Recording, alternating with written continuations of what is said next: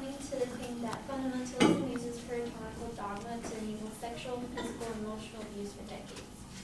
The three claims the person had was members of the congregation are expected to follow leadership blindly without any logical backing as to why. This is often accomplished through fear, manipulation, and grooming at a young age. And two, subjecting its members to twisted theology, where they take biblical passages, hollow them of their intentional meaning, and replace it with something that fits their own agenda. And three, this behavior is enabled by the lack of accountability to those in charge. When a leader does something wrong, it goes unchecked. So I created the claim that authority power gives into the abuse rather than the beliefs of the church. So my counterclaim is 1, when given a position of high authority, a person's personality changes, and 2, high authority abuse happens with another job fields. So my first claim, when given a position of high authority, a person's personality changes. The person applying for a position of authority can start off as a polite, but then can change when granted. In an article by Jonah Lear, surveys of organizations find that one of the vast majority of rude and inappropriate behaviors, such as the shouting and profanities, come from the offices of those with the most authority. Psychologists refer to this as the paradox of power. The very traits that help leaders accumulate control in the first place all but disappear when they run out of power. Instead of being polite, honest, and outgoing, they become impulsive, reckless, and mean. And my second point is high authority abuse happens with other job fields. In nursing homes, elders are abused by the nurses. Nursing home abuse guide says that at the broadest level, more than 2 million cases of elder abuse are reported every year, and almost 1 out of every 10 elder individuals were experiencing a form of elder abuse.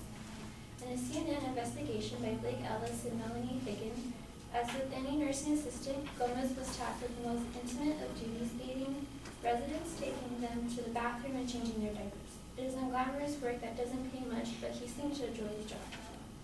Louis Gomez took care of her.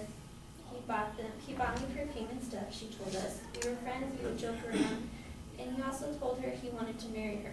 For weeks, she said, he would enter her room, make sure the curtain around her bed was closed, and kiss her. All of this made her uncomfortable, she said, but she kept quiet, worried that if she spoke up, Gomez would get angry.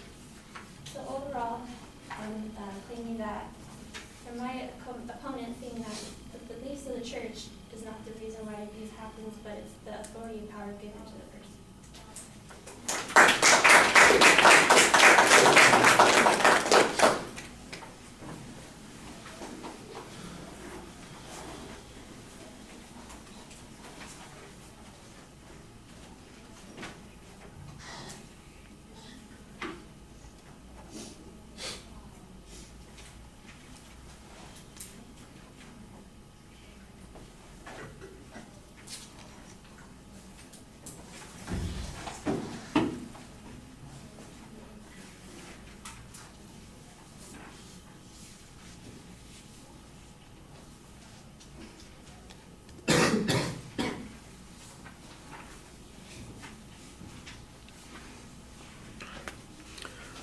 All right, well, you basically just go after a counter-causality and explain what it's likely to be. I thought you had good explanations of what that counter-causality would be and a couple of examples that illustrate it pretty well.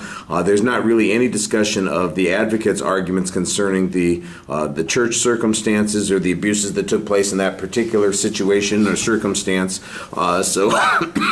This is kind of a generic answer to that argument. It is a good generic answer to the argument, but I do feel it's a little bit thin in the context. And there's not, like I said, because there's not a lot of context provided here, and you don't discuss any of the particulars of the context that the advocate provided. It's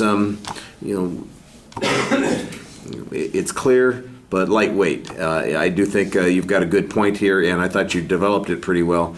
But like I said, when it comes to refutation, you're relying on one rebuttal argument without a discussion of the reasoning and the evidence used by the advocate at all, and that's potentially problematic. All right, thank you.